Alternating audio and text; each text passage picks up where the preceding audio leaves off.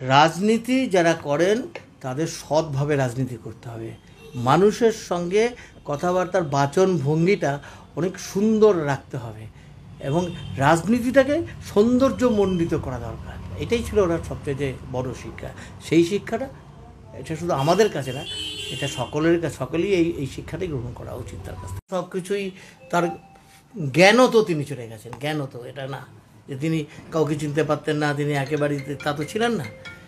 সেই জন্য আমি বলছি কথাটা যে বুদ্ধদা চলে যাওয়া মানেটাই তার উপস্থিতি আমাদের একটা প্রেরণা ছিল সবসময়। সেই প্রেরণা থেকে আমরা বঞ্চিত।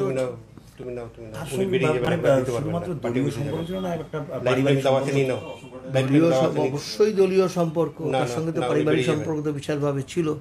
আমি তার মন্ত্রিসভাতে ছিলাম, উনি আমাদের বাড়িতে এসে থাকতেন, আমার মার সাথে খুব ভালো সম্পর্ক ছিল, আমার স্ত্রীকে উনি খুব ভালোবাসতেন।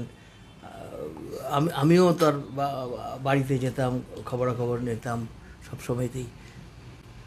সমস্ত দিক দিয়েই মানে আমি বলবো আমি সমস্ত দিক দিয়ে আমরা একটা রিক্ত হয়ে গেলাম। এটা বলে আপনার এই বাড়ির সঙ্গে তার যোগাযোগ বহুদিন তিনি যখন ডিআইএফ করতেন তখন এসে আমাদের বাড়িতে থাকতেন, যখন মন্ত্রী ছিলেন না মাঝে কয়েক বছর তখন আমাদের বাড়িতে এসে থাকতেন। এমনকি যখন মুখ্যমন্ত্রী ছিলেন তখনও আমাদের বাড়ি থেকেই রত্নাকে, আমার স্ত্রীকে বলতেন তুমি রত্না এই খাবারটা পাঠিয়ে দাও, এই খাবারটা ও আমার স্ত্রী পাঠিয়ে যেত, নিয়ে যেত। তো একটা মুখ্যমন্ত্রী হয়েও মুখ্যমন্ত্রী হিসেবে আমাদের বাড়িতে উনি এসছেন। এটা বিরাট শূন্যতার সৃষ্টি হলো। এটা এটি বলতে পারি। এই যে যখন মানে আপনি ওনার সঙ্গে ছিলেন, এক মন্ত্রিসভায় কাজ করেছেন, তো কখনো কোনো মানে কাজ যখন কোনো ক্ষেত্রে ওনার হয়তো মনে হচ্ছে ভুলেছে, সেই সময় কীভাবে আপনাদেরকে গাইডেন্স দিতেন? এই কথাটাও এত সুন্দরভাবে বলতেন না, নোটটা কীভাবে লিখতে হবে, বাইরের লোকের সঙ্গে কথাটা কীভাবে বলতে হবে, এত সুন্দরভাবে বলতেন, এত সৌজন্যভাবে বলতেন। সেটা সব আমি বললাম তো বুদ্ধদার জীবনের সমস্ত ক্ষেত্রে, জীবনের আমি প্রথমেই বললাম সমস্ত দিক দিয়ে বুদ্ধদা একটা অনুসরণীয় একটা চরিত্র ছিল, সব দিক দিয়ে।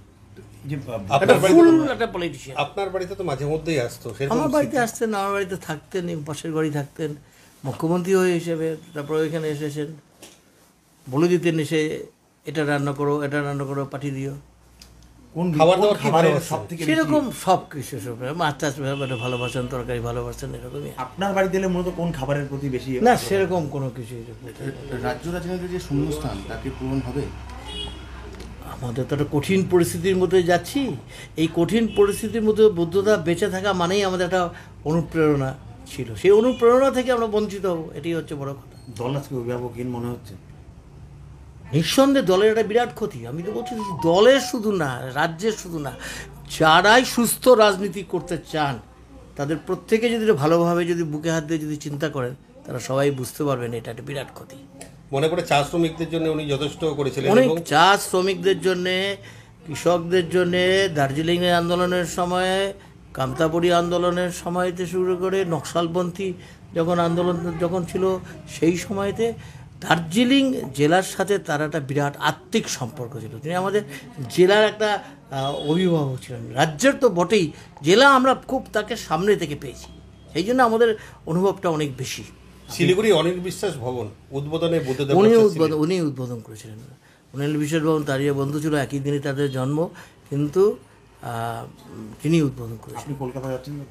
আমি আজকে কলকাতায় যাওয়ার ইচ্ছা আছে, আমি যাচ্ছি পার্টি অফিসে, পার্টি অফিস থেকে আমি কথা বলে তারপর ঠিক করব। বিশেষ কিছু কথা বুদ্ধদেব ভট্টাচার্য সম্পর্কে যেটা আপনাকে খুব নাড়া দেয়? তো অনেক কিছু নাড়া, আমি এরকমভাবে এখন বলতে পারবো না। আমি কিছু এমন কিছু শিক্ষণীয় কিছু আমি তো বললাম তো শিক্ষণীয় কোনো বাইরে থেকে মাথা শিক্ষা